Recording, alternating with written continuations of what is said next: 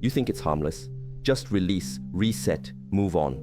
But what if I told you it's draining more than just your body? It's draining your spirit, your energy, your will to become something greater. This isn't about shame, it's about truth. And once you understand what's really happening inside you every time you give in, you won't want to go back. Stay until the end. The final truth will change everything. It is a part of our nature, this powerful drive. To see it as something dirty or something to be ashamed of is the first mistake. It is like looking at a powerful river and only seeing the danger of the flood without recognizing that this same water brings life to the entire valley. This energy is the very essence of creation. It is the force that allows a seed to break through the soil, the force that paints the sky at dawn, and the force that resides within you. The question has never been whether this energy is good or bad. The energy simply is. The real question, the one we must have the courage to ask ourselves, is how are we choosing to spend it? Are we the conscious director of this force, or are we simply carried away by its current, unaware of where it is taking us?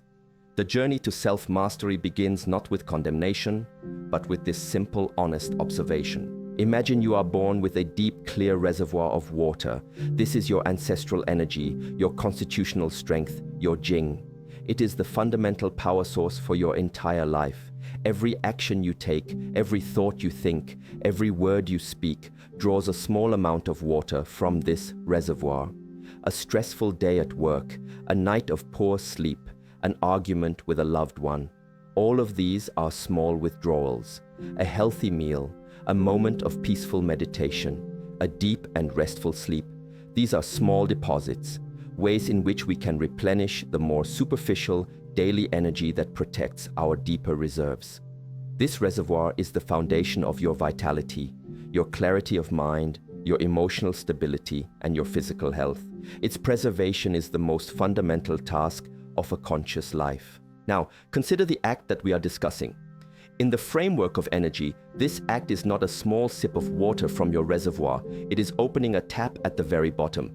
It is a significant and immediate expenditure of your deepest, most creative and vital life force. It is the essence that the body would otherwise use to repair tissues, to strengthen bones, to sharpen the mind, and to fuel your spirit.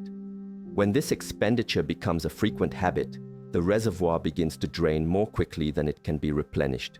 You might not notice it day to day, but over weeks, months, and years, the water level drops. This is not a moral judgment. It is a simple observation of energetic cause and effect. It is the law of preservation. What are the signs of a slowly draining reservoir? It often manifests as a subtle, persistent fatigue that no amount of sleep can seem to cure. It can be a fog in the mind, an inability to concentrate deeply on a single task for a prolonged period. You might find your creative wellspring feels dry, that ideas do not come as easily as they once did.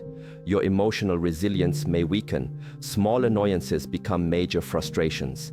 You might feel a lack of drive, a lack of the inner fire that propels you toward your goals. These are not punishments.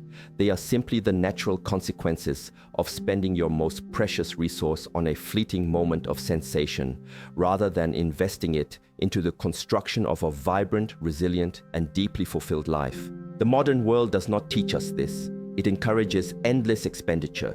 It tells you to seek constant stimulation, to follow every impulse, to drain your energy in the pursuit of momentary pleasure.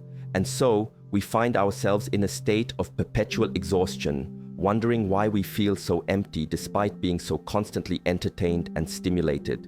The ancient traditions, however, understood this principle deeply. They saw this vital essence not as something to be thrown away, but as a treasure to be guarded and cultivated.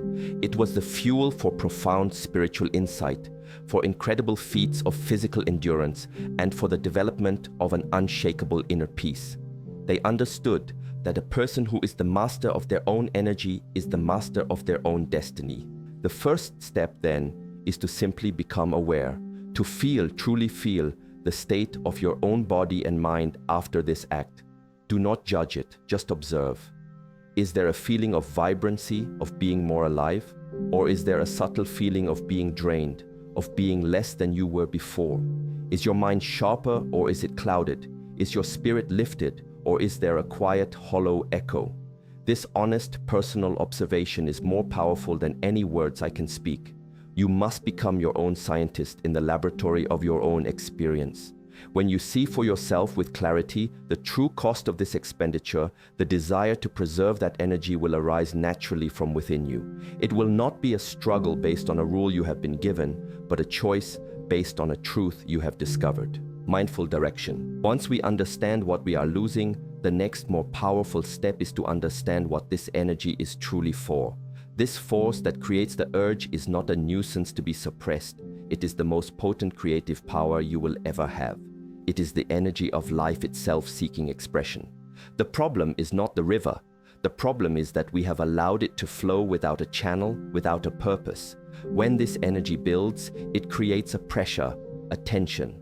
The untrained mind knows only one way to release this tension, the path of least resistance. But this is like a farmer who, seeing his silo full of grain, simply burns it to make space. He has relieved the pressure, yes, but he has lost the very seeds that could have fed him for an entire season. Our task is not to destroy the seed, but to plant it in fertile ground. So where do we plant this seed? How do we channel this powerful river? This is where true discipline begins, and discipline is not punishment. It is the creation of a new, more beautiful path. When you feel this energy rising within you, you must first learn to sit with it, to not react immediately. This is the sacred pause. In this pause, you have a choice. You can direct it downwards into the old, familiar pattern of release and depletion, or you can learn to draw it upwards. You can channel it into your mind, your heart, and your spirit. This is not a mystical process, it is a very practical one. Take that energy and pour it into a creative project. Write, draw, build something with your hands. Pour it into your physical body through rigorous exercise, transforming its raw power into strength and stamina. Pour that energy into your mind. Take up a difficult subject of study, learn a new language, a new instrument, a complex skill. This creative essence is the ultimate fuel for neuroplasticity, for the forging of new neural pathways. When you feel the urge, instead of succumbing, you can choose to sit down and read a challenging book for 30 minutes. You are consciously redirecting the flow. You are telling your body and mind, this power is too precious for that. We are going to use it to build a stronger, more intelligent, more capable version of ourselves. At first, this will feel difficult. The old channel is wide and deep. The new channels are narrow and must be carved through conscious effort. But every time you successfully redirect that flow, the new channel widens and the old one begins to slowly fill with earth. This is the alchemy of self-mastery. It is turning lead into gold. The lead is the raw, untamed impulse. The gold is the focused, creative, and spiritual power that results from its conscious transmutation. This energy can be directed into your spiritual practice. It can fuel your meditations, allowing you to sit for longer periods with greater stillness and clarity. It can deepen your connection to the world around you, making nature seem more vibrant, art more moving, and your relationships more meaningful. Why? Because you are no longer leaking the very energy that allows you to experience the world with depth and sensitivity. You are full.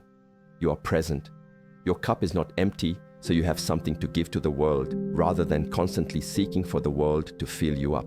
The practice is simple in its form, yet profound in its impact. When the thought or the feeling arises, do not fight it. Do not push it away. Acknowledge it. See it for what it is, a surge of powerful creative energy. Thank it for its power, and then, with gentle but firm intention, you give it a new job. You stand up and stretch. You focus on your breath, feeling it move in and out of your body. You consciously move that ball of energy from your lower body up into your chest, into your mind. You tell it what you are building today. Today, we will use this to finish this report. Today, we will use this to have a truly present conversation with a loved one. Today, we will use this to practice our craft. You are becoming the wise farmer, the master engineer, the conductor of your own inner orchestra. This is not a path of negation. You are not saying no to pleasure. You are saying yes to a deeper, more lasting form of fulfillment. The fleeting pleasure of release is like a sip of salt water to a thirsty man. It seems to satisfy for a moment, but it ultimately leaves you more dehydrated, more in need. The fulfillment that comes from creating something, from achieving a difficult goal, from cultivating a deep inner peace, that is like digging a well. It is hard work, but it provides a source of fresh, life-giving water that can sustain you for a lifetime. The choice becomes clear. Do you want a momentary sensation, or do you want sustained vitality? Do you want to be a slave to your impulses, or the master of your potential? The power has been inside you all along. The only thing that has been missing is the knowledge of how to use it. The path is not about reaching a destination where the urge never arises again. The river will always flow. The goal is to become such a skilled engineer of your own consciousness that when the water level rises, you feel not panic, but excitement. You see it as an opportunity. You know exactly how to open the gates of the dam, how to direct that immense power into the turbines that will light up your entire world. This is freedom. Not freedom from the energy, but freedom in how you choose to express it. It is the ultimate act of self-respect and self-love, to take the most potent force you have and use it to create the most beautiful life you can imagine. The choice is not between release and restriction. It is between a fleeting moment of sensation and a lifetime of profound vitality. It is the choice between being a leaking vessel, constantly seeking to be filled by the outside world, and being a radiant sun, generating its own light and warmth from within. This journey is not about stopping a habit. It is about starting a new relationship with yourself, one built on awareness, respect, and the conscious direction of your own sacred creative fire. This is the choice to become the master of your inner world. I've struggled with this for years, and every approach was rooted in shame and fighting myself, which always ended in failure. This is the first time I've ever heard it framed as a beautiful, powerful energy that I can redirect. It's not about stopping something, it's about building something better with that same fuel. It feels like a key just turned in a lock I didn't even know was there. Thank you for this wisdom.